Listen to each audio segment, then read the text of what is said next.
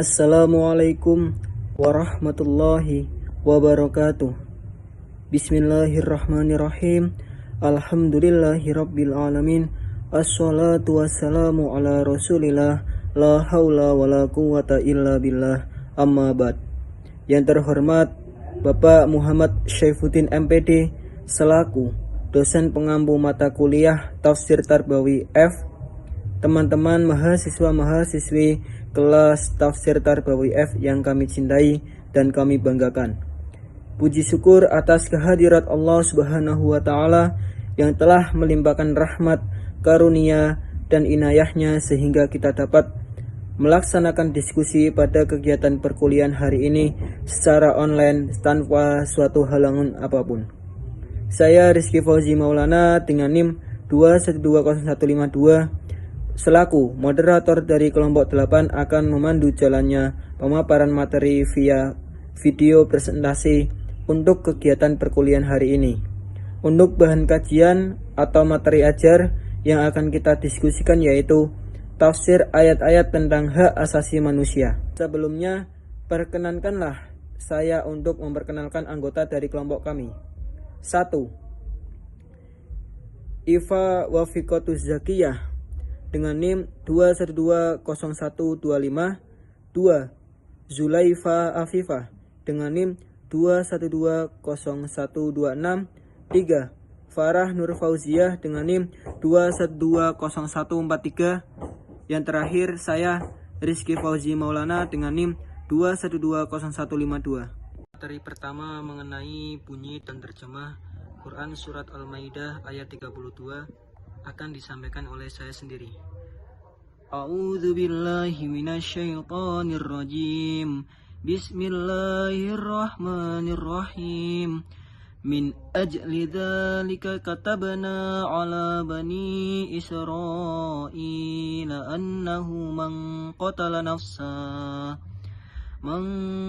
nafsan bi ghairi nafsin aw fasadin fil ardi faka'annama qatalan nasa jami'a wa man ahyaha faka'annama ahyan nasa jami'a wa laqad ja'atuhum rusuluna bil bayyinati thumma inna kathiran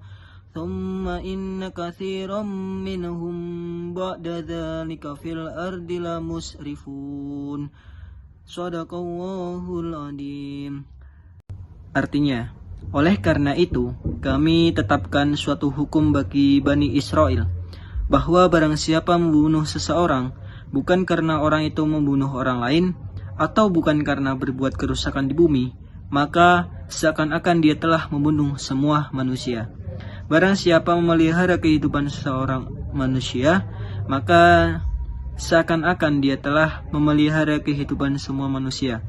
Sesungguhnya Rasul kami telah datang kepada mereka dengan membawa keterangan-keterangan yang jelas, tetapi kemudian banyak di antara mereka setelah itu melampaui batas bumi. Selanjutnya saya akan menjelaskan sedikit dari isi kandungan Al-Quran Surat Al-Maidah ayat 32. Yang pertama, larangan untuk membunuh manusia tanpa alasan yang jelas, karena membunuh merupakan hal yang tidak boleh dilakukan oleh manusia jika tidak disertai dengan alasan yang pasti dan tanpa sebab. Namun, membunuh juga diperbolehkan dalam Islam jika memenuhi memenuhi kriteria sebagai hukuman yang sudah ditetapkan. Yang kedua, pembunuhan tanpa alasan yang jelas adalah dosa yang besar. Membunuh adalah perbuatan yang sangat dilarang oleh Allah. Bahkan membunuh merupakan dosa yang sangat besar. Saking besarnya ketika seorang melakukan pembunuhan secara sembarangan, maka ia seolah-olah membunuh semua manusia. Yang ketiga, menjaga nyawa sesama manusia adalah pahala yang besar kebaikan dari pembunuhan. Melakukan aktivitas yang baik sesama manusia dengan menunjukkan kasih sayang dan ganjaran dengan pahala yang besar. Yang keempat, keterangan-keterangan yang jelas telah dibawa oleh para rasul. Utusan Allah telah membawa penjelasan atau keterangan yang jelas terkait suatu perintah yang membuat manusia mempunyai aturan sehingga kehidupannya akan lebih baik. Yang kelima, banyak yang melampaui batas, namun keterangan atau petunjuk yang sudah jelas tersebut tidak diterapkan dengan baik oleh manusia, melainkan banyak yang melampaui batas dan bahkan berbuat kerusakan. Selanjutnya saya akan membacakan surat Al-Maidah ayat 8. A'udzu billahi minasyaitonir rajim. Bismillahirrahmanirrahim. Ya ayyuhalladzina amanu kunu qawwamina lillahi syuhada'a bil qist ولا يجرمنكم شنآن قوم على ألا تعدلوا هو أقرب للتقوى واتقوا الله إن الله خبير بما تعملون. Artinya, hai orang-orang yang beriman, hendaklah kamu jadi orang-orang yang selalu menegakkan kebenaran karena Allah, menjadi saksi dengan adil, dan janganlah sekali-kali kebencianmu terhadap suatu kaum mendorong kamu untuk berlaku tidak adil. Berlaku adillah, karena adil itu lebih dekat kepada takwa, dan bertakwalah kepada Allah. Sesungguhnya Allah Maha mengetahui apa yang kamu kerjakan. Assalamualaikum warahmatullahi wabarakatuh. Saya Farnur Fauzia, NIM 212143 akan melanjutkan materi selanjutnya, yaitu isi kandungan surat Al-Maidah ayat 8. Pada surat ini Allah memerintahkan kepada orang mukmin agar melaksanakan amal dan pekerjaan mereka dengan cermat, jujur, dan ikhlas. Karena Allah Subhanahu wa Ta'ala, baik pekerjaan yang bertalian dengan urusan agama maupun pekerjaan yang bertalian dengan urusan duniawi. Karena hanya dengan demikian mereka bisa sukses dan memperoleh hasil balasan yang mereka harapkan. Dalam persaksian, mereka harus adil menerangkan apa yang sebenarnya tanpa memandang siapa orangnya, sekalipun akan menguntungkan lawan dan merugikan sahabat dan kerabatnya sendiri. Menurut Ibnu Katsir, maksud ayat di atas adalah agar orang-orang yang beriman menjadi penegak kebenaran Allah Subhanahu wa Ta'ala, bukan karena manusia atau karena mencari popularitas.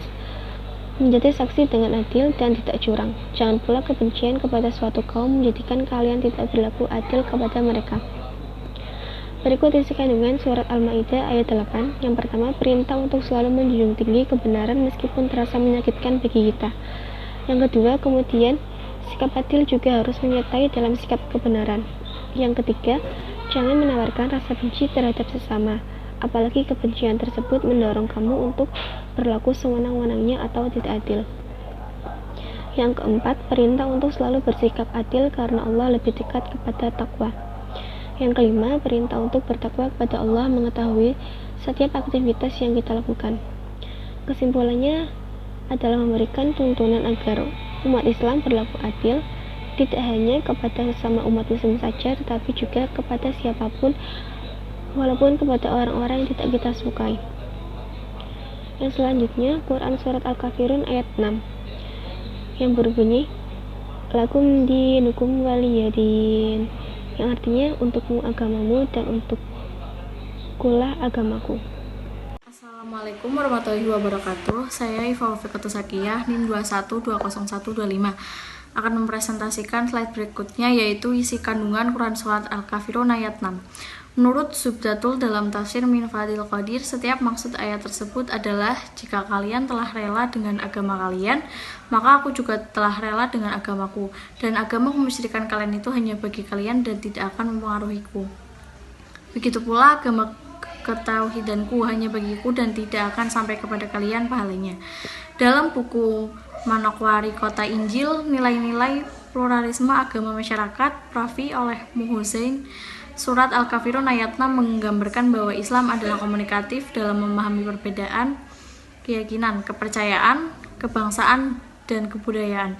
Islam juga mengatur dengan sempurna kaidah-kaidah dalam menyikapi perbedaan tanpa menghilangkan prinsip dan keyakinan dalam Islam. Haris Muhammad dalam buku Menuju Islam Moderat menyatakan, Islam merupakan agama yang toleran terhadap perbedaan, sebab secara garis besar isi kandungan surat Al-Kafirun ayat 6 ini membuktikan bahwa nilai-nilai ajaran Islam sangat universal. Kandungan surat Al-Kafirun ayat 6 berisi tentang penegasan bahwa Islam agama yang toleran.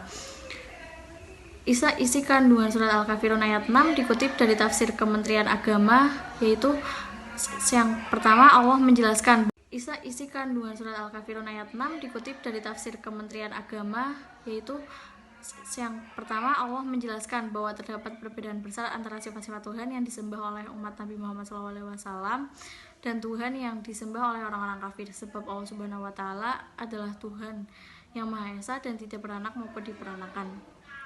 Yang kedua, berkaitan dengan perbedaan sifat Tuhan. Ayat ini juga menjelaskan soal adanya perbedaan dalam bentuk pelaksanaan ibadah.